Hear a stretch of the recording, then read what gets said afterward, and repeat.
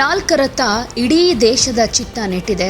ಯಾಕಂದ್ರೆ ಪಂಚರಾಜ್ಯ ಚುನಾವಣೆಯಲ್ಲಿ ಯಾರ್ಯಾರಿಗೆ ಗೆಲುವು ಸಿಗುತ್ತೆ, ಯಾರಿಗೆ ಸೋಲು ಅನ್ನೋದ್ರ ಬಗ್ಗೆ ಈಗಾಗಲೇ ಸಾಕಷ್ಟು ಲೆಕ್ಕಾಚಾರಗಳು, ಒಂದಷ್ಟು ಬೆಟ್ಟಿಂಗ್ಗಳು ನಡೀತಾ ಇರೋದನ್ನ ನಾವು ಈಗಾಗಲೇ ನೋಡ್ತಾ ಇದ್ದೀವಿ. ಫೈನಲಿ ಇನ್ನೊಂದು ದಿನ ಅಂದರೆ ಕ್ಷಣಗಣನೆ ಶುರುವಾಗ್ಬಿಟ್ಟಿದೆ ರಿಸಲ್ಟ್ ಏನು ಅಂತ ಗೊತ್ತಾಗೋದಕ್ಕೆ. ಅದರಲ್ಲೂ ಬಿಜೆಪಿಗೆ ಗೆಲ್ಲೋ ಕ್ಷೇತ್ರಗಳು ಯಾವುವು, ಈ ಸಲ 5 ರಾಜ್ಯಗಳಲ್ಲಿ ಬಿಜೆಪಿ ಎಷ್ಟು ಸ್ಥಾನ ಗೆಲ್ಲುತ್ತೆ, ಹಾಗೆ ಕಾಂಗ್ರೆಸ್ ಅಸ್ತಿತ್ವದ ಪ್ರಶ್ನೆ ಕೂಡ ಆಗಿರೋದ್ರಿಂದ ಕುತೂಹಲ ದಿನದಿಂದ ದಿನಕ್ಕೆ ಜಾಸ್ತಿ ಆಗ್ತಾ ಇದೆ. ಮೊದಲಿಗೆ ಪಶ್ಚಿಮ ಬಂಗಾಳದ ಬಗ್ಗೆ ಹೇಳೋದಾದ್ರೆ, ಸದ್ಯ ಚುನಾವಣೆ ನಡೆದ ವಿಧಾನಸಭೆಗಳಲ್ಲೇ ಅತಿ ದೊಡ್ಡದು ಅಂತ ಕರೆಸ್ಕೊಳ್ಳೋ ಪಶ್ಚಿಮ ಬಂಗಾಳ ದೇಶದ ರಾಜಕೀಯ ಚಿತ್ರಣವನ್ನೇ ಚೇಂಜ್ ಮಾಡೋ ಸಾಮರ್ಥ್ಯ ಇದೆ ಅಂತ ಹೇಳಲಾಗುತ್ತೆ. 15 ವರ್ಷಗಳಿಂದ ಇಲ್ಲಿ ಟಿಎಂಸಿ ಅಧಿಕಾರದಲ್ಲಿದೆ. ಆದರೆ ಈ ಸಲ ಆಡಳಿತಾರೂಢ ಸರ್ಕಾರ ಕುಸಿದು ಬೀಳುತ್ತೆ ಅಂತ ಹೇಳಲಾಗ್ತಾ ಇದ್ದು, 4ನೇ ಬಾರಿಗೆ ಮುಖ್ಯಮಂತ್ರಿಯಾಗೋ ಮಮತಾ ಬ್ಯಾನರ್ಜಿ ಕನಸಿಗೆ ಬ್ರೇಕ್ ಬೀಳೋ ಸಾಧ್ಯತೆ ಇದೆ. ಟಿಎಂಸಿ ಕೋಟೆ ಒಡೆದು ಬಿಜೆಪಿ ಅಧಿಕಾರಕ್ಕೆ ಬರುತ್ತೆ ಅಂತ ಅನೇಕ ಸಮೀಕ್ಷೆಗಳು ಕೂಡ ಹೇಳಿವೆ. ಇಲ್ಲಿ ಒಟ್ಟು 294 ಕ್ಷೇತ್ರಗಳಿದ್ದು ಮ್ಯಾಜಿಕ್ ನಂಬರ್ ಬೇಕಾಗಿರೋದು 148. Today's Chanakya, Praja Poll, P MARQ, Matrize, JVC, Chanakya poll diary ಸಮೀಕ್ಷೆಗಳು ಬಿಜೆಪಿ ಸರ್ಕಾರ ರಚನೆ ಮಾಡುತ್ತೆ ಅಂತ ಹೇಳಿದ್ದು, 142ರಿಂದ 200 ಸೀಟ್ ಲಭಿಸೋ ಸಾಧ್ಯತೆ ಇದೆ ಅಂತ ಹೇಳಿದೆ. ಇನ್ನು JVC, Chanakya, Peoples Pulse, Janamat polls TMC ಸರ್ಕಾರದತ್ತ ಬೊಟ್ಟು ಮಾಡಿವೆ. ಸೊ ಫೈನಲಿ ಏನಾಗುತ್ತೆ ಅಂದರೆ, ಸಮೀಕ್ಷೆಯ ಲೆಕ್ಕಾಚಾರ ನಿಜವಾಗುತ್ತಾ ಅಥವಾ ಉಲ್ಟಾ ಆಗುತ್ತಾ ಅನ್ನೋದು ಇನ್ನೊಂದು ದಿನದಲ್ಲಿ ಗೊತ್ತಾಗುತ್ತೆ. ಇನ್ನು ಅಸ್ಸಾಂ ಬಗ್ಗೆ ಮಾತಾಡೋದಾದ್ರೆ, 126 ಕ್ಷೇತ್ರಗಳ ಪುಟ್ಟ ರಾಜ್ಯ ಅಸ್ಸಾಂನಲ್ಲಿ ಸರ್ಕಾರ ರಚನೆ ಮಾಡೋದಕ್ಕೆ ಅಗತ್ಯವಾದ ಮ್ಯಾಜಿಕ್ ನಂಬರ್ 64. 2 ಅವಧಿಯಲ್ಲಿ ಇಲ್ಲಿ ಬಿಜೆಪಿ ಅಧಿಕಾರದಲ್ಲಿದ್ದು ಹ್ಯಾಟ್ರಿಕ್ ಸಾಧನೆ ಮಾಡುತ್ತೆ ಅಂತ ಬಹುತೇಕ ಎಲ್ಲಾ ಸಮೀಕ್ಷೆಗಳು ಹೇಳ್ತಾ ಇವೆ. ಮುಖ್ಯಮಂತ್ರಿ ಹಿಮಂತ ಬಿಸ್ವಾ ಶರ್ಮಾ ಮತ್ತೊಮ್ಮೆ ಪಟ್ಟಕ್ಕೇರೋದು ಬಹುತೇಕ ಕನ್ಫರ್ಮ್ ಅನ್ನೋ ರೀತಿಯಲ್ಲೇ ಇದೆ. ಬಿಜೆಪಿ 68ರಿಂದ 102 ಸ್ಥಾನಗಳಲ್ಲಿ ಗೆಲ್ಲಬಹುದು ಅಂತ ಎಕ್ಸಿಟ್ ಪೋಲ್ಗಳು ಸಮೀಕ್ಷಾ ವರದಿಯನ್ನ ಕೊಟ್ಟಿವೆ. ಕಾಂಗ್ರೆಸ್ಗೆ ಕೇವಲ 40 ಸೀಟ್ಗಳಲ್ಲಷ್ಟೇ ಗೆಲ್ಲೋದಕ್ಕೆ ಸಾಧ್ಯ ಅಂತಾನೂ ಸಮೀಕ್ಷೆಗಳು ಹೇಳಿವೆ. ಇನ್ನು ಕೇರಳಂನಲ್ಲಿ ದೇವರ ಸ್ವಂತ ನಾಡು ಅಂತ ಕರೆಯಲ್ಪಡೋ ಕೇರಳಂ ವಿಧಾನಸಭಾ ಚುನಾವಣೆ ಸದ್ಯ ಕುತೂಹಲದ ಕೇಂದ್ರ ಬಿಂದು. ಇಲ್ಲಿ 140 ಕ್ಷೇತ್ರಗಳಿದ್ದು ಯಾವುದೇ ಪಕ್ಷ ಅಧಿಕಾರಕ್ಕೆ ಬರಬೇಕು ಅಂದರೆ ಕನಿಷ್ಠ 71 ಕಡೆಯಲ್ಲಿ ಜಯ ಗಳಿಸಲೇಬೇಕು. ಪ್ರತಿ 5 ವರ್ಷಕ್ಕೊಮ್ಮೆ ಎಡಪಕ್ಷಗಳ ಮೈತ್ರಿಕೂಟ ಎಲ್ಡಿಎಫ್ ಮತ್ತು ಕಾಂಗ್ರೆಸ್ ನೇತೃತ್ವದ ಯುಡಿಎಫ್ ಅಧಿಕಾರಕ್ಕೆ ಬರೋದು ರೂಢಿ. ಆದರೆ ಕಳೆದ 10 ವರ್ಷಗಳಿಂದ ಸತತ 2 ಸಲ ಎಲ್ಡಿಎಫ್ ಸರ್ಕಾರ ರಚನೆಯಾಗಿದೆ.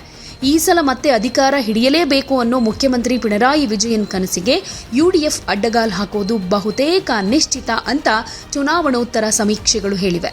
ಹಾಗೆ ಮೊದಲ ಸಲ ಬಿಜೆಪಿ 3ರಿಂದ 5 ಸೀಟ್ಗಳಲ್ಲಿ ಜಯ ಗಳಿಸುತ್ತೆ ಅಂತಾನೂ ಹೇಳಲಾಗಿದೆ. India Today, Axis My India, Vote Vibe, P MARQ, Times Now, JVC, Matrize, People Pulse, Peoples Inside, Poll of Exit Poll ಸಮೀಕ್ಷೆಗಳೆಲ್ಲ ಯುಡಿಎಫ್ ಸರ್ಕಾರ ಅಧಿಕಾರಕ್ಕೆ ಬರುತ್ತೆ ಅಂತ ಹೇಳಿದ್ದು 70ರಿಂದ 90 ಕ್ಷೇತ್ರಗಳಲ್ಲಿ ಜಯ ಗಳಿಸುತ್ತೆ ಅಂತ ಹೇಳಿವೆ. ಟುಡೇಸ್ ಚಾಣಕ್ಯ ಮಾತ್ರ ಎಲ್ಡಿಎಫ್ ಪರ ಜನರ ಒಲವಿದೆ ಅಂತ ಹೇಳಿದೆ. ಹೀಗಾಗಿ ದೇಶದ ಏಕೈಕ ಎಡರಂಗದ ಸರ್ಕಾರ ಈ ಸಲ ಪತನವಾಗೋದು ನಿಶ್ಚಿತ ಅಂತಾನೆ ಹೇಳಲಾಗ್ತಾ ಇದೆ. ಇನ್ನು ಮತ್ತೊಂದು ರಾಜ್ಯ ಕುತೂಹಲದ ಕೇಂದ್ರ ಬಿಂದು ಆಗಿರೋದು ಅದು Tamil Nadu. Kollywood super star Thalapathy Vijay TVK ಪಕ್ಷ ಸ್ಥಾಪಿಸಿ ರಾಜಕೀಯಕ್ಕೆ ಧುಮುಕುವ ಮೂಲಕ ತಮಿಳುನಾಡು ವಿಧಾನಸಭಾ ಚುನಾವಣೆ ಮತ್ತಷ್ಟು ಗಮನ ಸೆಳೆದಿದೆ. ಯಾವಾಗಲೂ ಸ್ಥಳೀಯ ಪಕ್ಷಗಳಿಗೆ ಮಣೆ ಹಾಕೋ ತಮಿಳಿಗರು ಇನ್ನೊಂದ್ಸಲ ಆ ಪರಂಪರೆಯನ್ನ ಕಂಟಿನ್ಯೂ ಮಾಡ್ತಾರೆ ಅನ್ನೋದಂತೂ ಕನ್ಫರ್ಮ್. ಇಲ್ಲಿ ಒಟ್ಟು 234 ಕ್ಷೇತ್ರಗಳಿದ್ದು ಮ್ಯಾಜಿಕ್ ನಂಬರ್ 118. ಎಕ್ಸಿಟ್ ಪೋಲ್ ಪ್ರಕಾರ ಆಡಳಿತಾರೂಢ ಡಿಎಂಕೆ ಇನ್ನೊಂದ್ಸಲ ಅಧಿಕಾರಕ್ಕೆ ಇರೋದು ಕನ್ಫರ್ಮ್. ಹಾಗೆ ಟಿವಿಕೆ ಚೊಚ್ಚಲ ಸ್ಪರ್ಧೆಯಲ್ಲೇ ಕಿಂಗ್ ಮೇಕರ್ ಆಗಿ ಹೊರಹೊಮ್ಮುತ್ತೆ ಅಂತ Today's Chanakya Strategies, Matrize, Peoples Pulse, Polls of Exit Polls, P MARQ, Peoples Insight ಸಮೀಕ್ಷೆ ಡಿಎಂಕೆ ಸರ್ಕಾರ ರಚನೆ ಮಾಡುತ್ತೆ ಅಂತ ಹೇಳಿದೆ. ಇನ್ನು Vote Vibe, Times Now, JVC exit poll AIADMK ಅಧಿಕಾರಕ್ಕೆ ಬರೋ ಬಗ್ಗೆ ಭವಿಷ್ಯ ನುಡಿದಿವೆ. ಇನ್ನು India Today, Axis My India, TVK 98ರಿಂದ 120 ಕ್ಷೇತ್ರಗಳಲ್ಲಿ ಜಯ ಗಳಿಸುತ್ತೆ ಅಂತ ಹೇಳಿದೆ. ಇನ್ನು ಕೊನೆಯದಾಗಿ ಪುದುಚೇರಿ, ಇದು ಸದ್ಯಕ್ಕೆ ಕೇಂದ್ರಾಡಳಿತ ಪ್ರದೇಶ. 30 ಕ್ಷೇತ್ರಗಳಿದೆ. ಇಲ್ಲಿ ಅಧಿಕಾರಕ್ಕೆ ಬರೋದಕ್ಕೆ 16 ಸೀಟ್ಗಳು ಬೇಕು.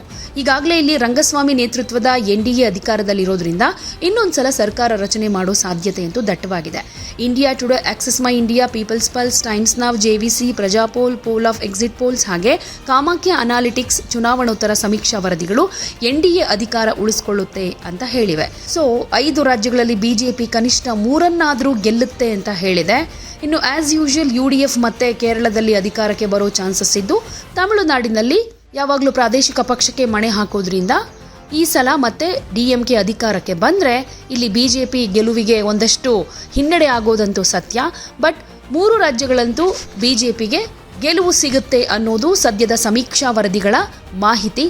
ಆದರೆ ಫೈನಲ್ ರಿಸಲ್ಟ್ ಏನು ಅನ್ನೋದು ಮೇ 4ಕ್ಕೆ ಗೊತ್ತಾಗುತ್ತೆ. ಕಾದು ನೋಡೋಣ. ಯಾವುದೇ ಸುದ್ದಿಯ ಅಪ್ಡೇಟ್ ಅನ್ನ ಮಿಸ್ ಮಾಡ್ಕೊಳ್ಬಾರ್ದು ಅಂದ್ರೆ ಈಗ್ಲೇ ಒನ್ ಇಂಡಿಯಾವನ್ನ ಸಬ್ಸ್ಕ್ರೈಬ್ ಮಾಡಿ. ನಿಮಗೆ ಬೇಕಾದ ಭಾಷೆಯಲ್ಲಿ ಎಲ್ಲಾ ಸುದ್ದಿ ತಿಳಿಬೇಕು ಅಂದ್ರೆ ಒನ್ ಇಂಡಿಯಾ ಆಪ್ ಅನ್ನ ಡೌನ್ಲೋಡ್ ಮಾಡ್ಕೊಳ್ಳಿ.